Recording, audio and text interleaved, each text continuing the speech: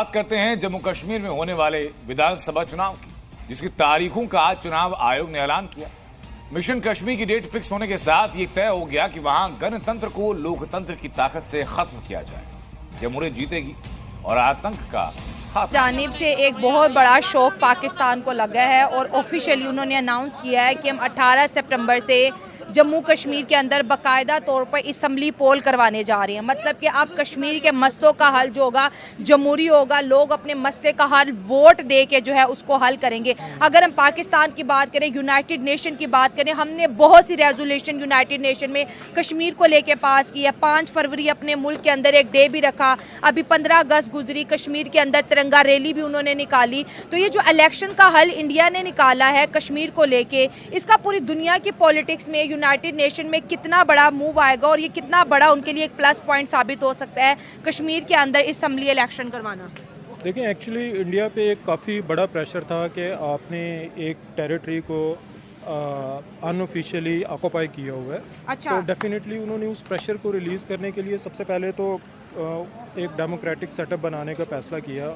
आप कि जहाँ पे भी इस तरह की डेमोक्रेसीज आती हैं या जहाँ पे इस तरह के इश्यूज रेज होते हैं तो डेफिनेटली एक प्री प्लानिंग के तहत ये जब इलेक्शन हो जाएंगे then definitely they will propagate कि जी ये हम यहाँ पे एक डेमोक्रेटिक गवर्नमेंट लेके आए। कब्जा नहीं है, कब्जा नहीं है, वो एक पपेट गवर्नमेंट होगी। वो जिस तरह एक पपेट गवर्नमेंट को रूल किया में धारा 317 हटने के बाद में अब पहला इलेक्शन विधानसभा इलेक्शन होने जा रहा है और इसकी तारीख जो है सुनिश्चित कर दी गई है चुनाव आयोग द्वारा। और इसके बाद में हम देखते हैं कि किस तरह से कश्मीर में डेवलपमेंट किया जा रहा है, किस तरह से बाहरी इन्वेस्टरों को इन्वेस्ट कराया जा रहा है कश्मीर में और कश्मीर को खुशहाली की राह पर भेजा जा रहा है, खुशहाली की राह पर चलाया जा रहा है। और इसके बाद वहां पर लगातार सरकार की कोशिशें जारी है कि कश्मीर में लोगों की जान माल की रक्षा की जाए और लोगों के जीवन को खुशहाली की राह पर चलाया जाए। लेकिन अब इन सब चीजों से बहुत सारे लोगों को और देश के गद्दारों को और बाहरी गद्दारों को जो भारत के लिए एक नासूर बनने की कोशिश में लगे हुए हैं, उन सबको बड़ी तकलीफ हो रही है। और खासकर बात करें तो पाकिस्तान की, तो पाकिस्तान को तो समझ लीजिए कि बहुत ही बड़ा झटका लग रहा है कि जब वहां पर चुनाव की बात वो सुन रहा है, क्योंकि उसको इस चीज की उम्मीद नहीं थी और वो कभी नहीं चाहता था कि वहां पर इलेक्शन हो, वहां पर जिंदगी जो है सही राह पर चले और लोगों के जान माल की हिफाजत हो। क्योंकि वो जिस तरह से अपने यहाँ पर उनके लोग पॉलिटिकल लोग इस चीज को मुद्दा बनाकर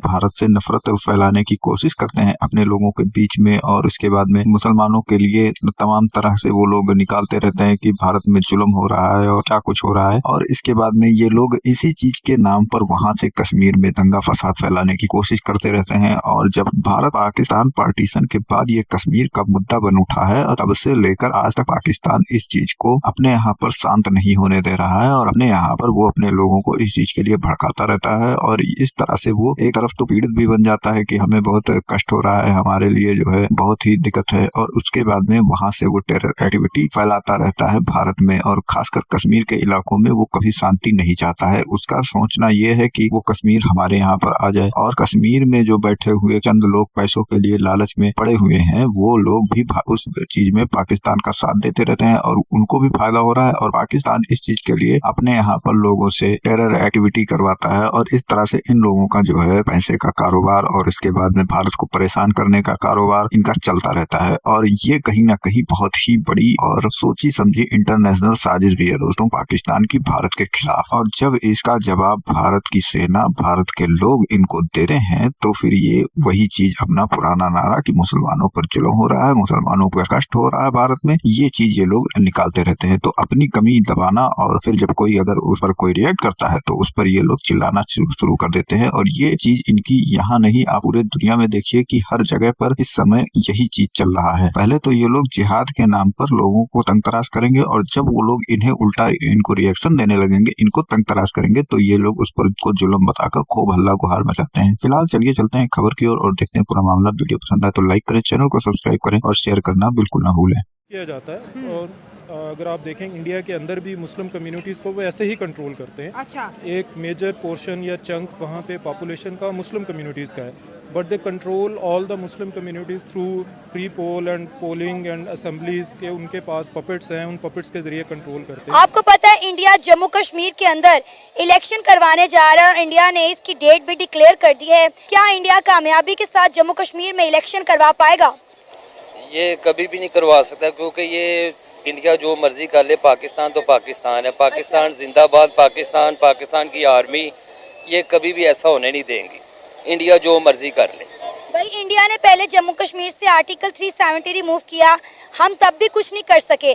आपको लगता है अब पाकिस्तान इलेक्शन रोक सकेगी? वक्त की बात है, तब नहीं कुछ कर सके, अब तो कर सकते हैं। अब इंशाल्लाह करेंगे और करके दिखाएंगे भी हमारी फौज जो है वो पूरे वर्ल्ड की सबसे बेस्ट फौज है। क्या करेंगे हम? जो भी करेंगे, इवन मुझे तो नहीं पता, ये तो पुलिस हैं उनकी, उन्हें पता है, जो गवर्नमेंट में हमारे जो बड़े अफसरान हैं उन्हें पता है, और इंशाल्लाह वो जो भी करते हैं बेस्ट करेंगे। 77 से 78 साल हो गए हैं इंडिया और पाकिस्तान के दरमियान कश्मीर के मसले को लेकर।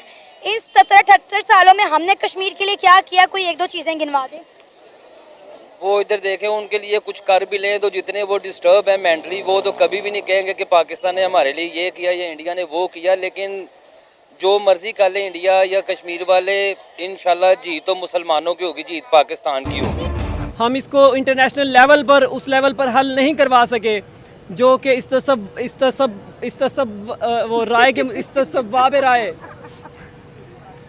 कोई बात नहीं, हाँ इतनी मुश्किल उर्दू। अच्छा ठीक है, इसका मतलब क्या होता है?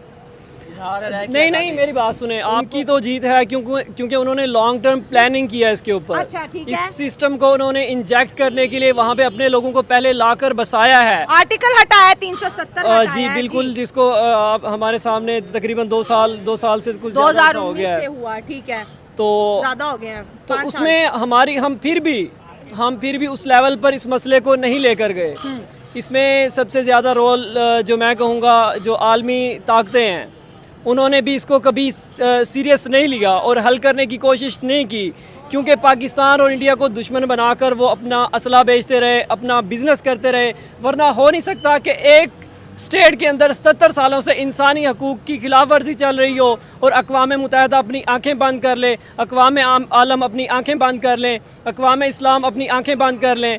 ये हमारी सबकी, पाकिस्तान की, अक़वाम मुत्तहिदा की, सबकी ये नाकामी है, बुज़ली है कि हम उन लोगों को उनका हक़ कभी नहीं दिलवा सके, यहाँ तक कि वो इस काबिल ही नहीं रहे कि अपना हक़ ले सकें। और इंडिया ने अपना एक ऐसा सिस्टम वहाँ पर जो है वो लॉन्च कर दिया, जिसके थ्रू उसने अपना हिस्सा उसको बाकायदा तौर पर बना लिया।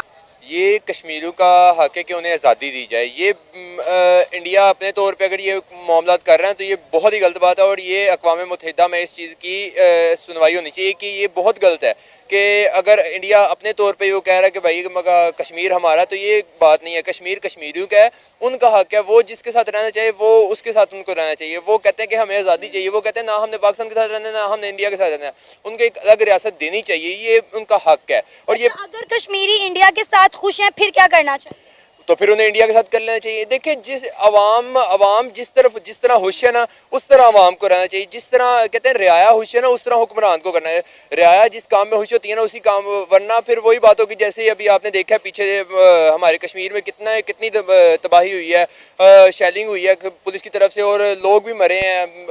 ये चीज़ फिर ना इंतशार पैदा होता है इन चीज़ों से ना। फिर अगर आप हुकूमत के ऑपोजिट चलते हैं, फिर ज़ाहिर बात है अवाम जो चाहती है ना, वो हुकूमत कहती है कि नहीं ऐसे नहीं होगा, तो फिर इंतशार और इस तरह के मामलात आज़ाद कश्मीर में, जम्मू कश्मीर में नहीं है।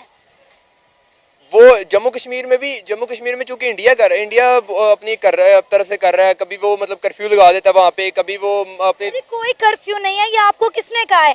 जम्मू कश्मीर में कोई कर्फ्यू लगा हुआ है? कर्फ्यू वगैरह तो नहीं है। देखें कि उनको राइट्स मिल रहे हैं, तभी वो चाह रहे हैं कि हमें वहीं रहना है।